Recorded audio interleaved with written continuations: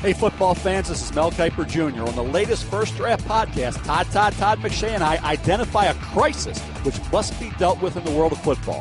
Find out what it is when you subscribe to the show in the Listen tab of the ESPN app. Woody Page, Israel Gutierrez, Kevin Blackistone, Bob Ryan. Good afternoon, gentlemen. Today, Warriors, Thunder, LSU, Bama, Broncos, Raiders, and the floodgates of championships opening. Did you see this parade today? 108 years in the making. Not really a parade guy, Tony. Sorry. It's Around the Horn, the show of competitive banter. Here's Tony Reale. Hey now. From the start, it was on, and once it was on, it was over. OKC 122, Thunder 96. 39 for Durant. Israel, are these the Warriors you imagine that they could be? And is this reality? Yeah. It's a lot closer to what they could be. It's not even still what they can be. There's a lot of things in that offense that was very good for this team and was very positive. You start with Durant, of course, but it wasn't just that he was scoring and he was being aggressive. The 7 made threes are more than he's ever made in his career. And what has Steph Curry done the last couple of years? Taken so many threes that you just wonder why doesn't another player like Kevin Durant do more of that? So I think that's a good sign. Defensively, they were really good at sort of making sure that taking care of that one task is don't let Russell go off efficiently on you. Well, they blew them out despite Oladipo being efficient, despite Sabonis being efficient, and so that's a good sign for that defense. But overall on the offense, outside of Draymond Green, it really has a good look of what you can expect from that team, shooting 50% and KB, is reality setting in of what these Warriors could be this year?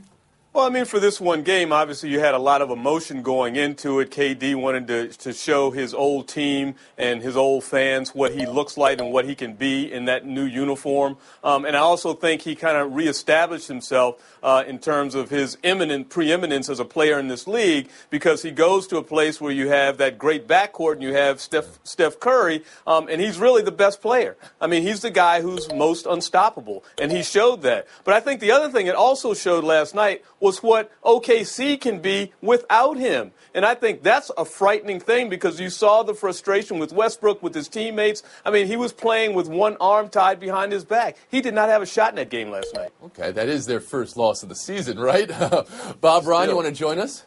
I'm not going to start dissing OKC. It's awful early. They got things to figure out. We know that. I'll tell you what, if I were tweeting on this one, I would have had one little message, OMG. This is the fearful thing that everyone worried about, the rest of the league. If this is the way they're going to be, look out. I said their over-under was 65. I'll stick with that. But, I mean, they're going to be – this is a frightening thing. It's so early in the year, and they look like this. You know, here's the thing. The shot distribution is going to be the question all year, because they're not going to take any more shots per game, because they take 90-some, whatever. It's a matter of distribution, and you figured if more shots for Durant was going to be fewer three-point attempts for Curry, except if he's going to make 7 and really be a tremendous three-point shooter, OMG. This is a very scary night for the rest of the league. I love you going there, but how much of it do you think was the fact he was playing the Thunder, and can he get up like this for every game? Oh, I don't think – see, I don't know about getting up had anything to do with the fact that he made 7 threes. That's skill. I'm sorry. I don't go with that. He wanted to play. It had nothing to do with anything. Let's bring in Woody Page. FYI, Bob, I'm LOLing here about what you said, but I will tell you that in the finals last year, the biggest problem that their backcourt had was they could not get off those three-pointers against the bigs that would come out and guard them, and that was a great strategy by the Cavaliers. Well, now you've got the third option, and he's 7 feet tall. You can't stop him with big people. You can't stop him with little people. So if he shoots those three-pointers and he's developed that outside shot, we know over the years, then they've got the 3 options available that you can't protect the perimeter and stop them from doing it. You think this is reality setting in after the first week, where was a little growing pains? You think this is reality? Okay. Sure, you have to settle into your shoes. You have to settle into being with a new team. We knew, and this is what we thought would happen, is Durant could work himself in this lineup. With Green doing all the dirty work inside when he's not shouting and yelling and get technical fouls, I thought that it was what we're going to see throughout the course of the season. Can we talk about the animus before the game? You know, Westbrook wearing the photographer's penny, which is having fun at Durant because Durant likes being a photographer off the court. or on the court during the game. It was ice cold. Even at Chapel before the game, they were both there, didn't say anything to each other. Kevin, what are you seeing and what are you hearing in that? Well, I'm hearing that this breakup is as bad as it appeared to be last night. And I really hate to see it focusing on Kevin Durant. I really hate to see it from him because here's a guy who's been a guy that you really like in this league, a guy who didn't want to be called the Slim Reaper, a guy who did that funny commercial with the Framley thing. And all of a sudden, he's attacked the media, and now the media is questioning him. He looked like he was getting into it with his, not look like, but did get into it with his teammates last night. Hasn't reached out to kind of calm the waters with Russell Westbrook. Is that or so vice wrong, versa. though? They are now opposing players. Well, I wouldn't say there's anything right or wrong with it. I'm just disappointed because I think it casts a shadow on Kevin Durant that he needn't cast on himself. How about you, Bob? Are you equally disappointed? Other than the fact that it gives us something to talk about in the sports media world, who really cares if they don't like each other? They don't like each other. I think we're learning that there was something things have been going on that we really didn't understand,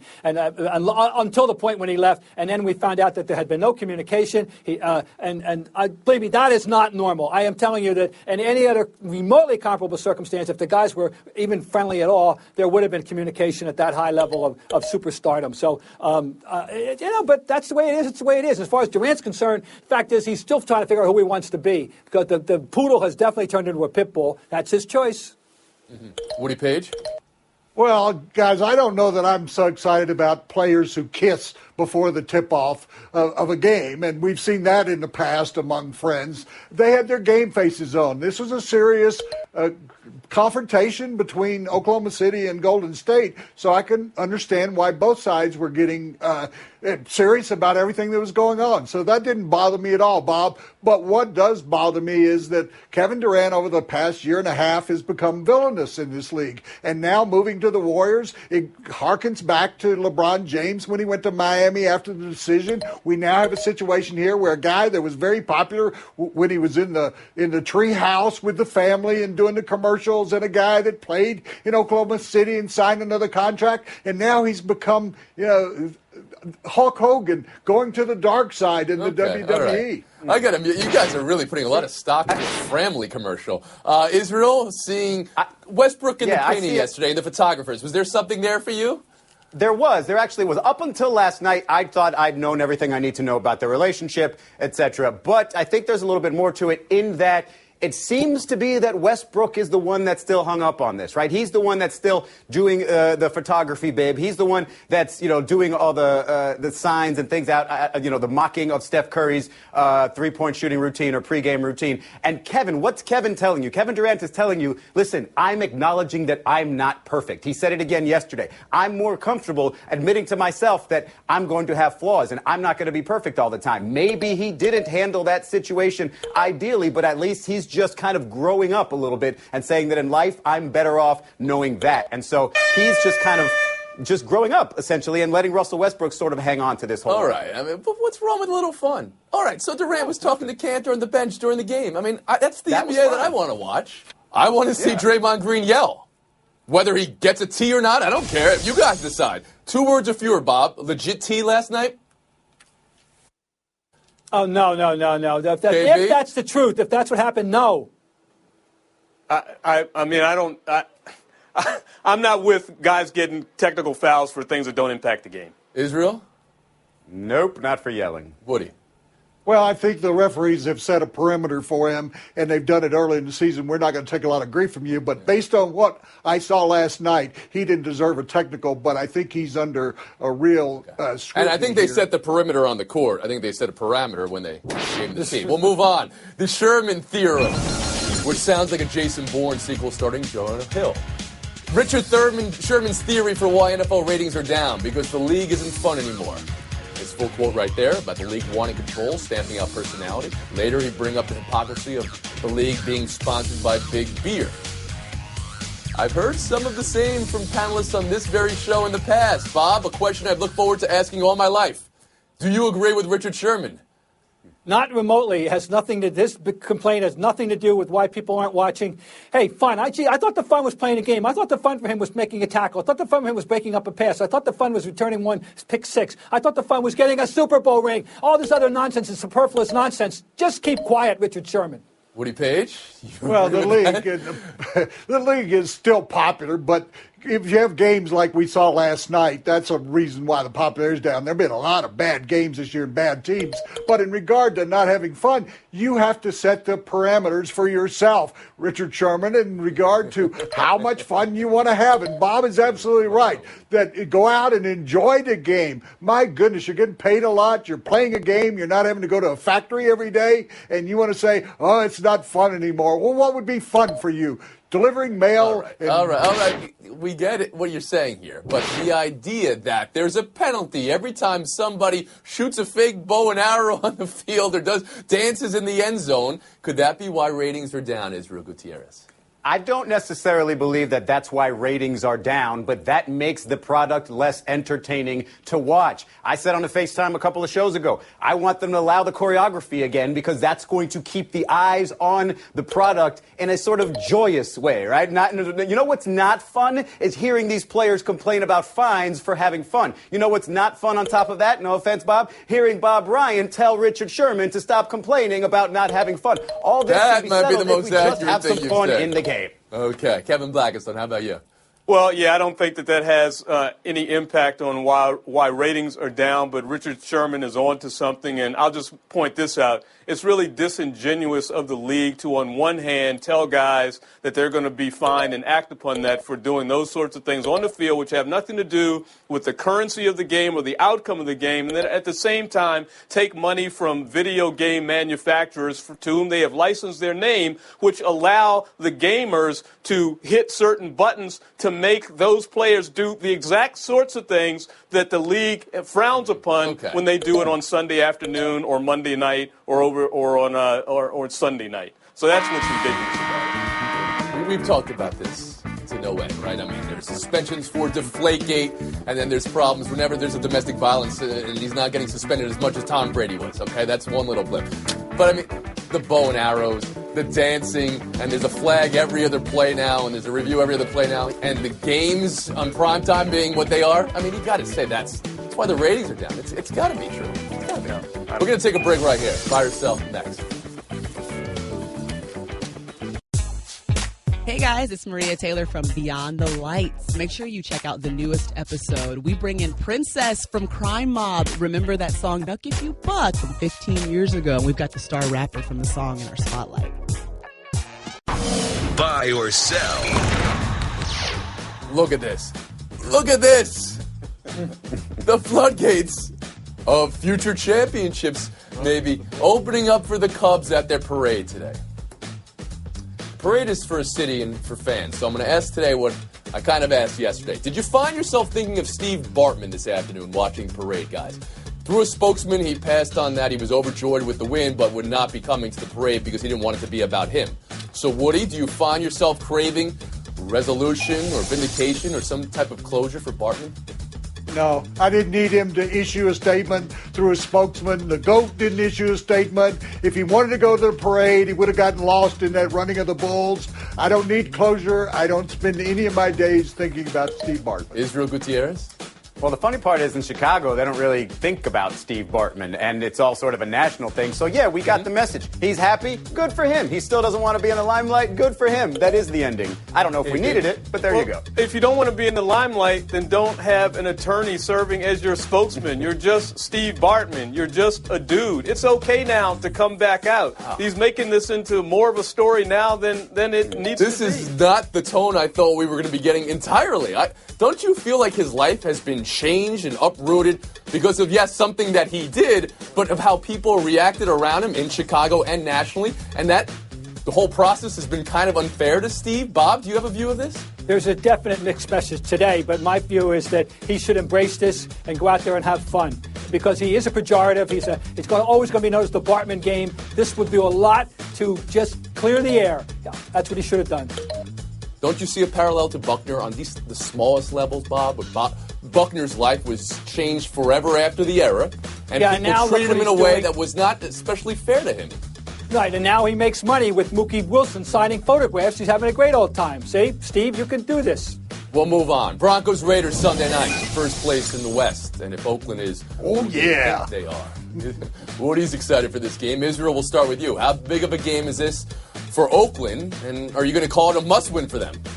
Well, it's certainly not a must-win. I think it's a big game in terms of a measuring stick game. And I think, frankly, if you're the Raiders, I think you should have the confidence that you could play with anybody in the league and consider yourself in the top tier because you have that offense that is already elite and you've got a young quarterback who presumably is getting better and has already started off by being the top 5 ever in touchdown passes in his first 40 games. So they've got a lot of good things to be happy about there.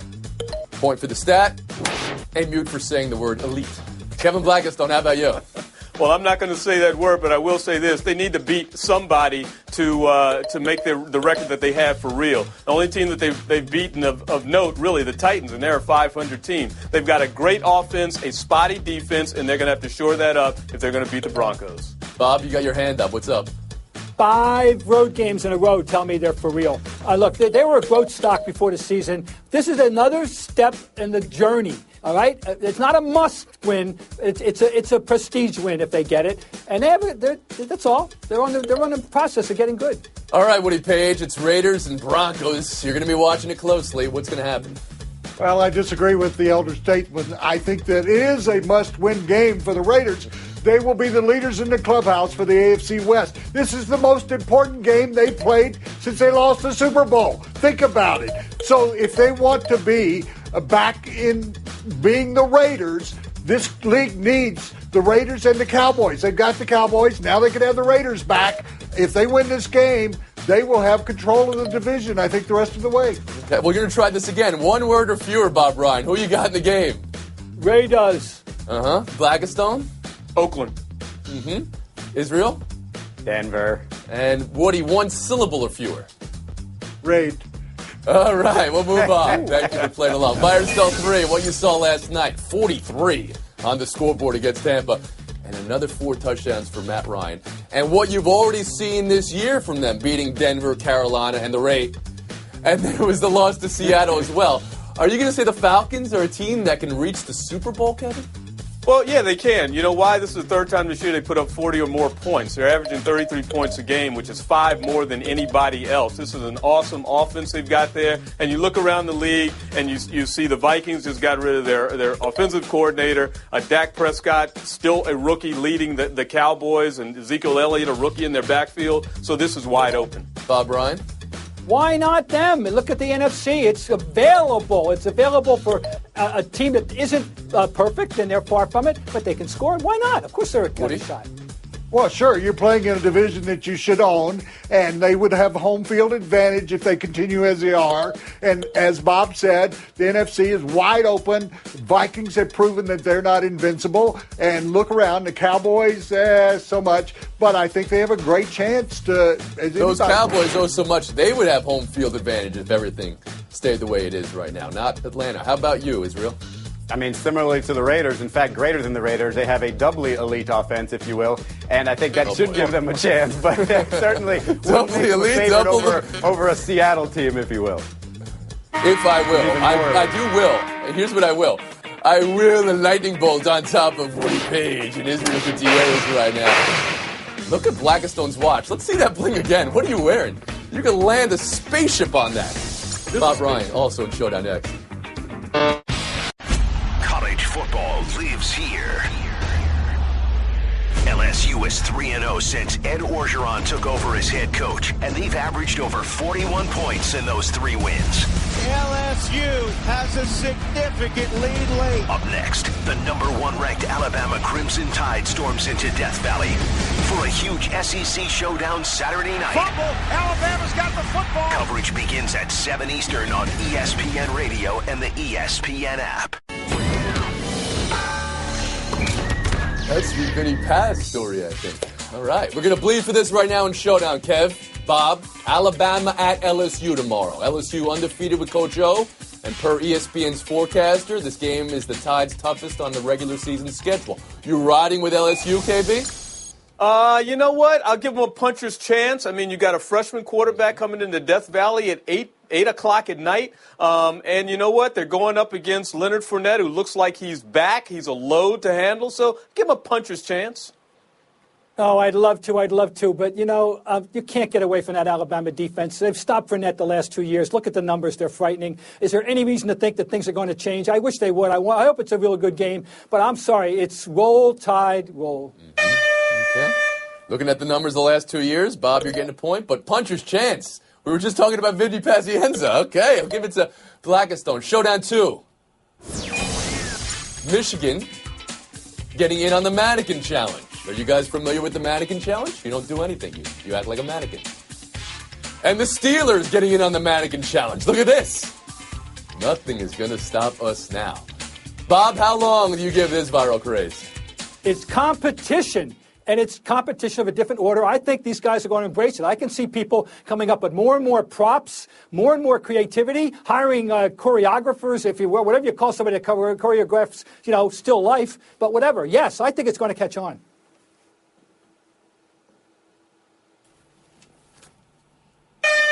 Oh, isn't that funny? Very well done, Blackistone. I thought you were going to crack. You nailed it. I hope you have a FaceTime or this is going to be pretty boring.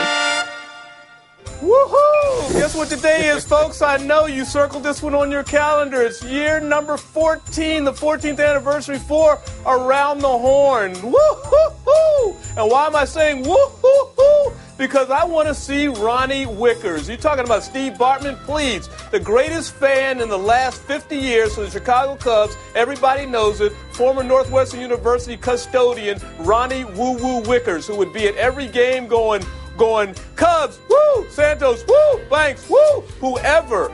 That guy needs to be out there. He needs to be on a stage somewhere. He's never lost his enthusiasm for that team. Ronnie Woo-Woo Wickers, this one was for you, baby. Woo-hoo! Woo. All right, Kevin Blackistone. Happy anniversary. Go Cubs, Happy go. anniversary, everybody. You guys look exactly the same today we met. It's amazing how that works. One more thing. Our friend and colleague Pablo S. Torre getting married this weekend. The best of Pablo Torre. Congratulations. And it's daylight savings. We're on a 72.5-hour break. Here's a little change, a little curveball for you today. We'll see you Monday around the horn. Number 1 ranked Alabama heads to Death Valley for a huge SEC showdown against LSU. Snap, fumble, Alabama's got the football. Coverage begins Saturday at 7 Eastern on ESPN Radio and the ESPN app.